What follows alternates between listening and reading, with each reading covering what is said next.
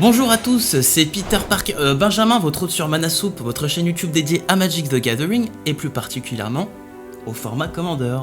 Au menu du jour, on va donc vous parler de notre avis global sur l'édition Spider-Man de Magic the Gathering avec un petit point sur l'avenir de notre chaîne. Et donc, sans plus tarder,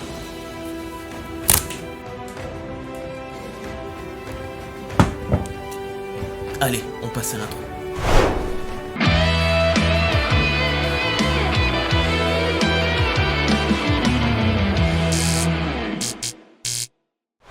Bon, déjà j'espère que vous avez tous passé de super vacances d'été et une bonne rentrée.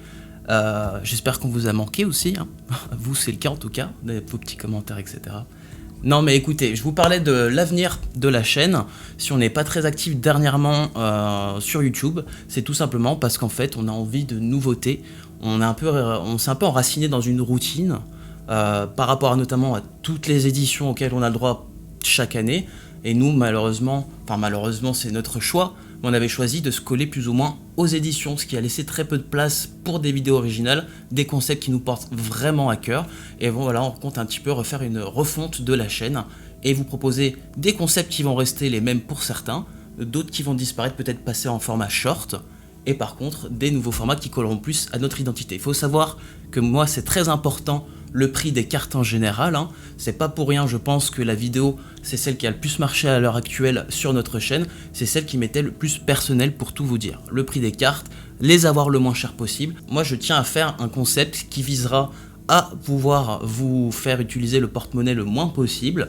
Donc admettons il y a des nouveaux produits qui sortent, là en l'occurrence Spider-Man, moi un petit peu en avance, j'étudie toute l'édition et regarde les cartes qui synergiseront bien avec telle ou telle carte. Et à partir de là, je vous offrirai, en tout cas je le souhaite, l'opportunité de vous les procurer pour le moins cher possible.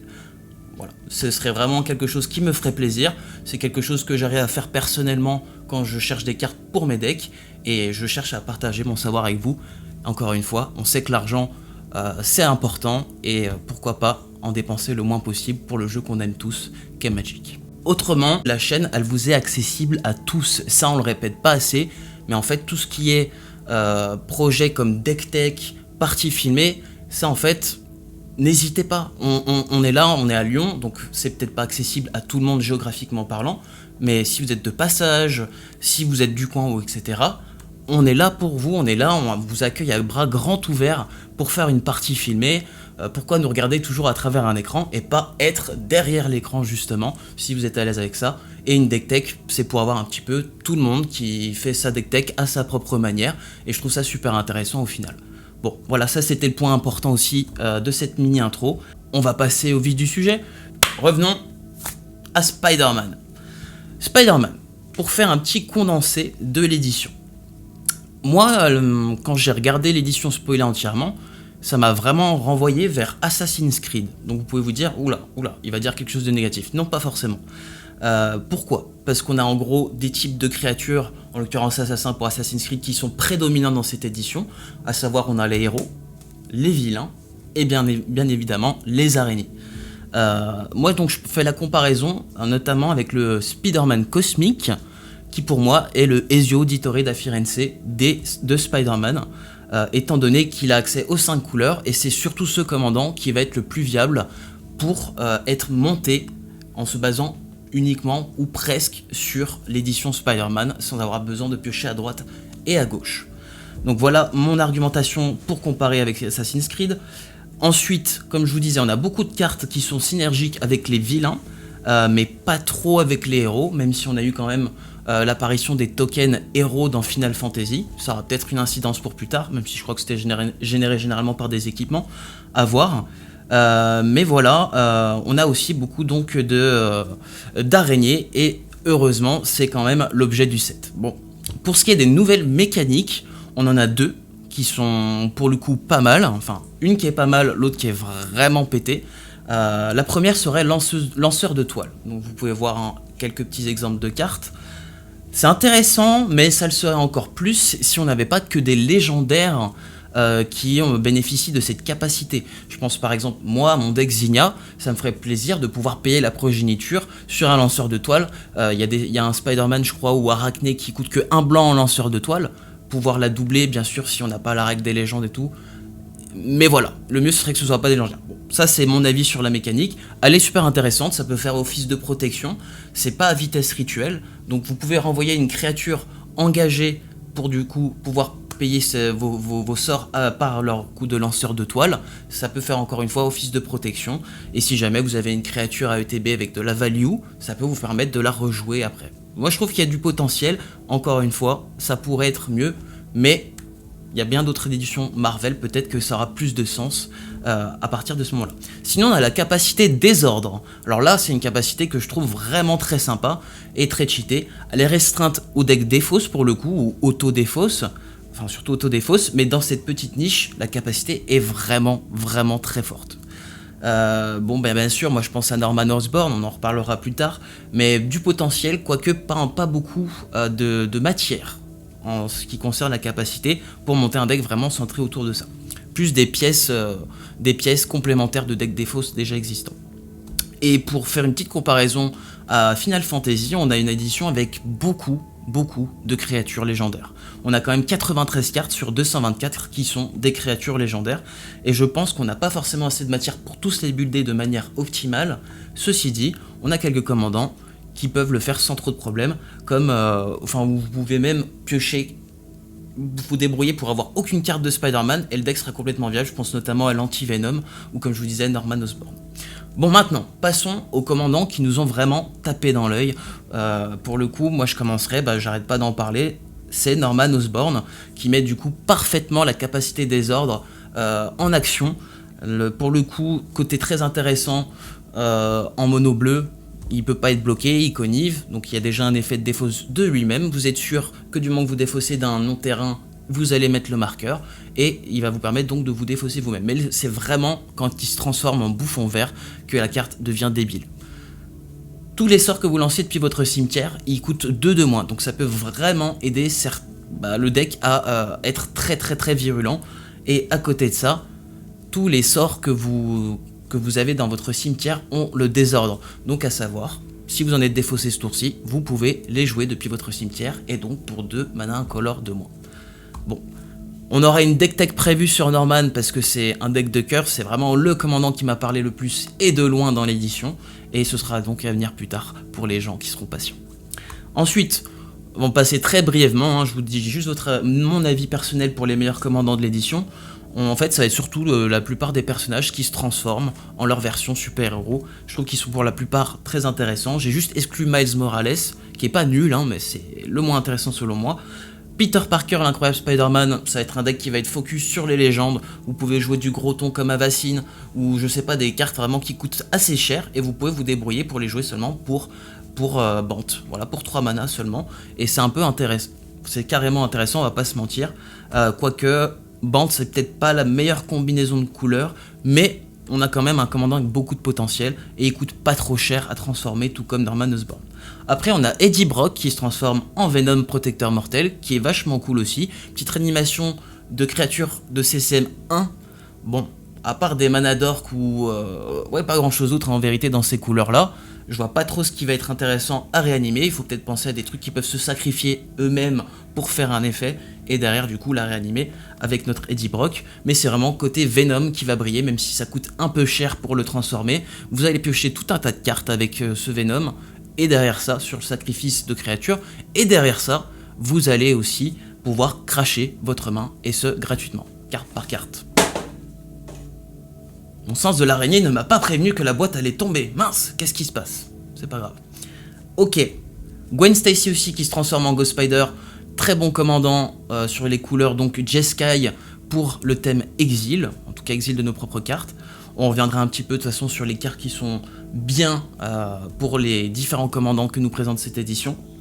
Mais beaucoup de potentiel, des très bonnes capacités, vol, vigilance, célérité, c'est carrément pas dégueu. Et vous allez pouvoir la gonfler assez facilement également.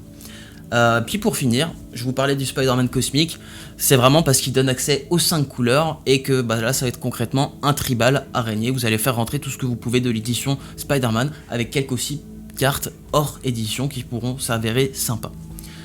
Bon, maintenant, on va passer sur, selon nous, quelles sont les meilleures cartes que vous pouvez vous procurer pour Spider-Man. Et dans cet état d'esprit, je vais vraiment penser en sortant de la niche, des araignées, de tout ça, et des cartes qui vont être passe-partout au final. Et en commençant par, selon moi, la plus passe-partout, le passage multiversel. Qu'est-ce qu'il dit? C'est un terrain non basique qui dit que quand il arrive en jeu, vous choisissez un type de terrain basique, et ensuite vous pouvez payer 2 points de vie si vous faites ainsi. Si vous ne le faites pas, il arrivera engagé. Donc même principe qu'un Shockland, concrètement. Et donc ce terrain aura le type de terrain choisi. Donc ce qui est trop fort en fait, passage multiversel, ouais, il va dans tout le multivers de decks existants possible, du moment en fait qu'il y a plus d'une couleur.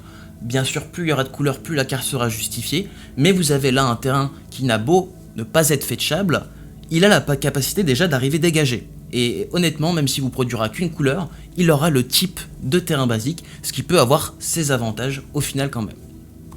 Donc voilà, cette carte en vérité, elle passe partout, et j'espère qu'elle ne coûtera pas trop cher, parce qu'il va me falloir quand même quelques copies pour la plupart de mes decks qui ne sont plusieurs couleurs, en fait tous mes decks. Bon, ok, j'espère que tu vaudras vraiment pas trop cher.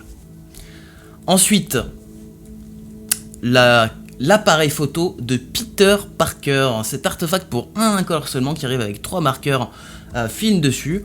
Vous pouvez pour 2 incolores l'engager, lui enlever un de ses marqueurs pour copier une capacité activée ou déclenchée que vous contrôlez et choisir de nouvelles cibles pour cette copie. On a un artefact incolore qui coûte juste 1, qui copie des capacités qui vont se trouver dans n'importe quel deck que vous pouvez monter. C'est obligé que vous ayez de la capacité activée ou déclenchée. C'est juste obligé. Et montez pas un deck juste pour me prouver le contraire. Je vous jure que c'est vrai. Et bah concrètement, ouais, cette carte c'est un banger. Bien évidemment, elle aura encore plus sa place dans les decks qui vont proliférer pour que la carte, en fait, du moment qu'on la surboard, qu'elle ait toujours ses marqueurs films pour toujours nous copier nos capacités. Je pense par exemple à Kilo de Age of Eternities, mais voilà, un banger, incolore, ça passe littéralement partout. Et pour le prix qu'elle vaut actuellement, dernière fois en tout cas que j'ai checké, autour de 7 €, je pense que ça les vaut largement. C'est pas un conseil spéculation, ce n'est que mon avis. Ensuite, et d'ailleurs me fait penser à Gogo un peu, le Gogo mono bleu qui copiait les capacités activées, ou voilà, vous voyez. Ensuite, la pierre d'esprit. Ça y est, on a commencé. La première pierre d'une série de 6 qui vont composer après avec le gant de l'infini. Et bah le gant de l'infini. Et on aura donc une capacité de débile. Je vous lis déjà la carte, on pourra revenir un peu là-dessus éventuellement après. Pour un incolore, un noir, nous avons donc un artefact légendaire qui est indestructible, qui est un caillou de mana. Vous pouvez l'engager pour produire un noir. Et si vous payez 6 incolores et un noir, et que vous exilez une créature que vous contrôlez, vous pouvez maîtriser la pierre. Et à partir du moment où vous maîtrisez la pierre, vous allez en fait avoir une Sheoldred, la susurrante, sur le board, mais sous forme d'un caillou indestructible. La noix unique, tu nous as mis dans quelle traîne là? Ah là là. Bon voilà, en tout cas, l'effet que vous pourrez débloquer, c'est au début de votre entretien, vous réanimez une créature de votre cimetière pour la mettre en jeu. C'est carrément... C'est une super capacité. Je me demande bien comment seront les autres pierres. Je pense qu'elles auront toutes le même coup de mana, qu'elles pourront durer toutes un mana d'une couleur. Et éventuellement, vu qu'on en a 6 pour les 5 couleurs, il y en aura une qui sera incolore qui fera de l'incolore. C'est que de la spécu. Et peut-être que ce gant de l'infini permettra que toutes les capacités de maîtrise, qui sont peut-être tout aussi chères que celle-ci, soient gratuites. On verra bien. En tout cas, voilà, ça a lancé la hype. Et il me la faudra personnellement dans mes 2 decks réanimateurs, Teval et Céleste, et peut-être bien aussi dans mon 3e réanimateur qui sera, entre guillemets, le bouffon vert. Bon. Ensuite, on va voir la toile de vie et du destin. Donc, pour 6, pas rien, 6 incolores de vert, vous avez un enchantement qui a la convocation. Donc, déjà là, c'est intéressant. Au début du combat, pendant votre tour, regardez les 5 cartes du dessus de la bibliothèque, vous pouvez mettre une carte de créature parmi elles sur le champ de bataille et le reste des cartes dans un ordre aléatoire en dessous de votre bibliothèque. L'effet est ultra puissant, on va y revenir. Déjà, ce qui fait la force de la carte, c'est la convocation. Ça inviterait peut-être plus à la faire rentrer dans un deck token, mais quand même avec gros focus créature. Mais pourtant, moi je la trouve là où serait le plus intéressant, peut-être dans un deck avec des gros tons, genre un deck dragon, un deck dinosaure. Et puis voilà, donc on peut revenir à sa capacité. Pour 2 verts, vous pouvez vous débrouiller pour avoir cet enchantement complètement pété. Et donc la capacité, c'est au début du combat. Donc ce qui veut dire, vous rajoutez un splash de rouge, vous avez des phases de combat supplémentaires si vous le souhaitez. Donc vous avez autant de fois que vous avez de phases de combat, une créature parmi les 5 cartes du tuto de bibliothèque à mettre en jeu gratuitement. Et en plus, si on parle toujours de rajouter un splash de rouge, vous avez possibilité de donner assez facilement un célérité à votre board. Et donc derrière ça, les créatures que vous allez mettre à chaque phase de combat, elles vont pouvoir attaquer directement. Je pense que cette carte est vraiment très forte et pareil potentiellement sous-cotée à l'heure actuelle. C'est pas des conseils de spéculation, ce n'est que mon avis, mon humble avis.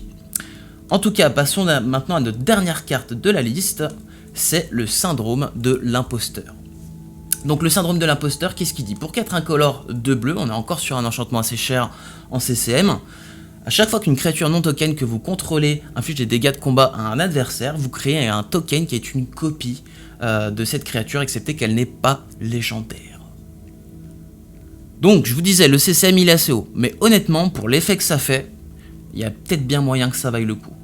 C'est juste complètement débile. À exclure dans les decks tokens, bien évidemment, ça parle de soi, mais par contre, vous jouez ça dans un deck où il y a déjà du bleu, vous allez avoir, c'est la couleur principale des créatures imbloquables, vous pouvez éventuellement partir sur cette tech, mais c'est juste l'effet est vraiment trop pété, vous ajoutez un doubleur de token à côté de ça, ça devient complètement débile. Et bien sûr là, par exemple on parlait du lanceur de toile, que c'était que des légendaires, et ben là on s'en fiche, c'est pas grave du tout, la copie sera non légendaire, ça fait des doublures d'étincelles entre guillemets pour chaque créature qui connecte, c'est juste trop débile. Donc voilà, c'était les 5 cartes qu'on a préférées dans Spider-Man, pour le coup qui sont je pense assez passe-partout.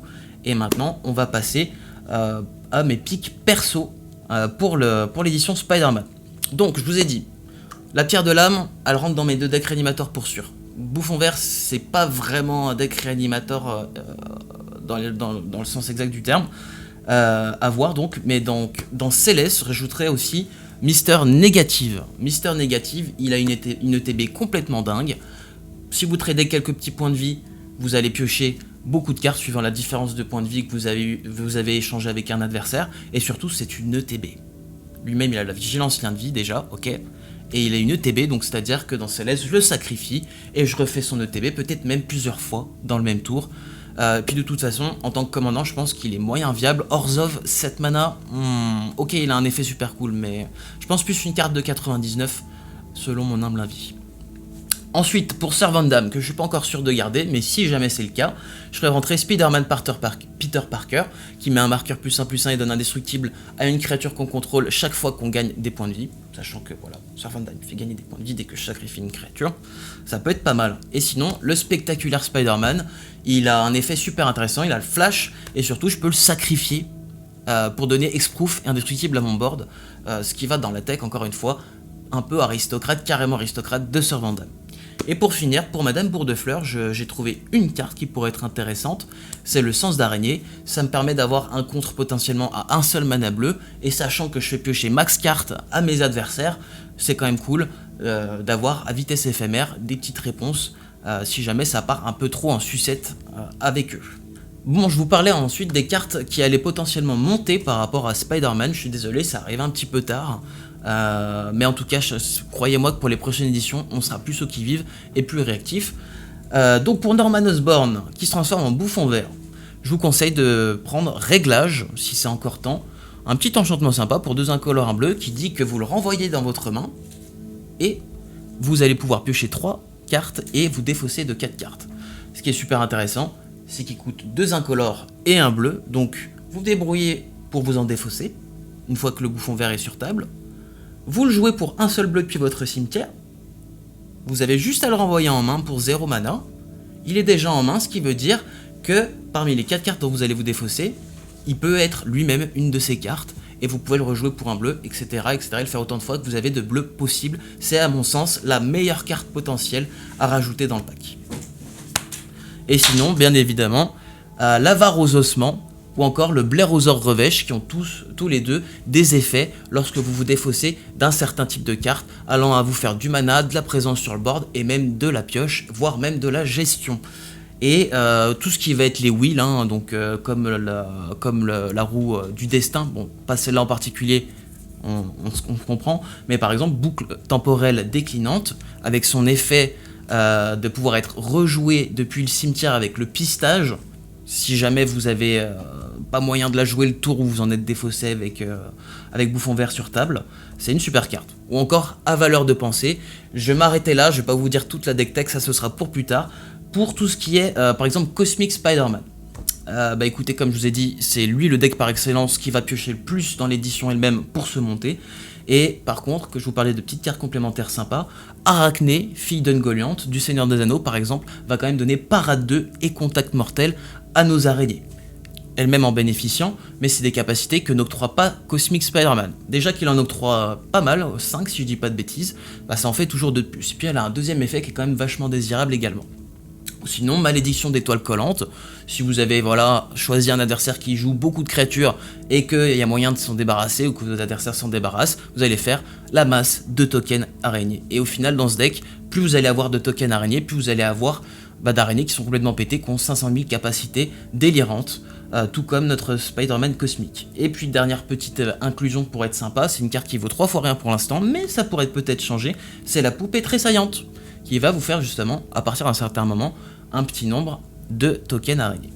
Bon, pour Anti-Venom, en fait, vous allez faire rentrer toutes les cartes qui vont rediriger les dégâts de combat que vous devriez vous prendre sur Anti-Venom, vu que ce qui va les transformer en marqueur +1/+1, donc tout ce qui est Paria, hein, par exemple, bouclier du Paria.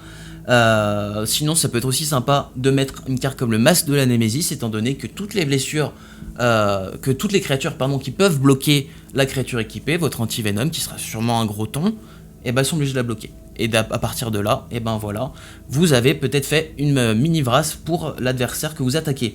Et bien sûr, lui donner de l'évasion avec une ombre lance ou je sais pas quoi, ça peut être vraiment, vraiment débile. Ensuite, je vous parlais de Gwen Stacy, vraiment très bon commandant exil.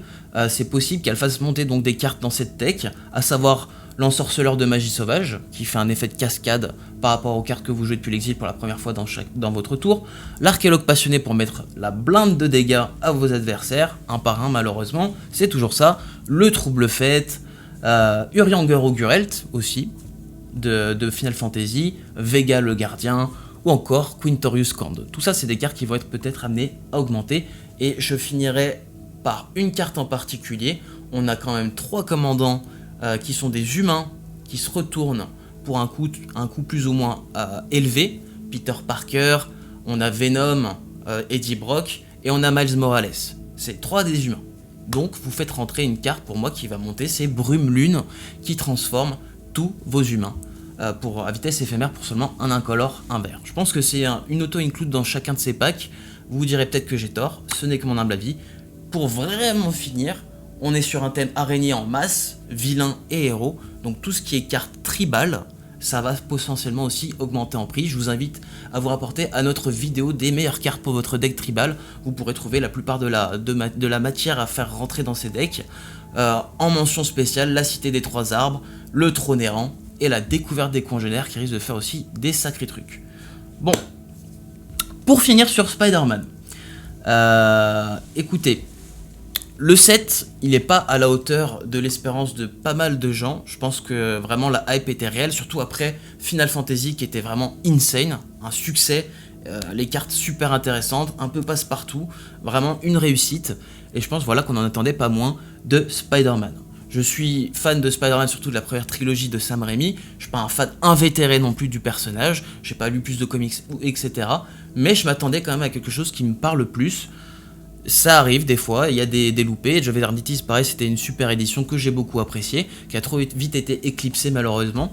Mais en tout cas, voilà. Spider-Man, si vous aimez l'édition, si vous voulez juste pour le fun, comme Assassin's Creed, vous montez un deck full araignée, full héros, full vilain, vous piochez dans l'édition, vous montez probablement le Spider-Man cosmique, et voilà, tout le monde est content. Mais en tout cas, ce n'est que mon avis pour l'instant, l'édition peut se bonifier avec le temps avec les futurs sets Marvel qu'on nous a prévus.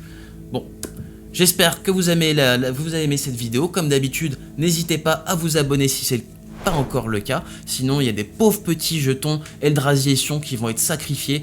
Et de toute façon, ils sont offensifs, c'est des 0-1. Faites ça pour eux, et si c'est pas le cas, et ben éventuellement commentez notre vidéo, aimez la vidéo, tout ça, ça nous aide vraiment. Et surtout, n'oubliez pas, avec grand pouvoir implique de grandes responsabilités. À une prochaine.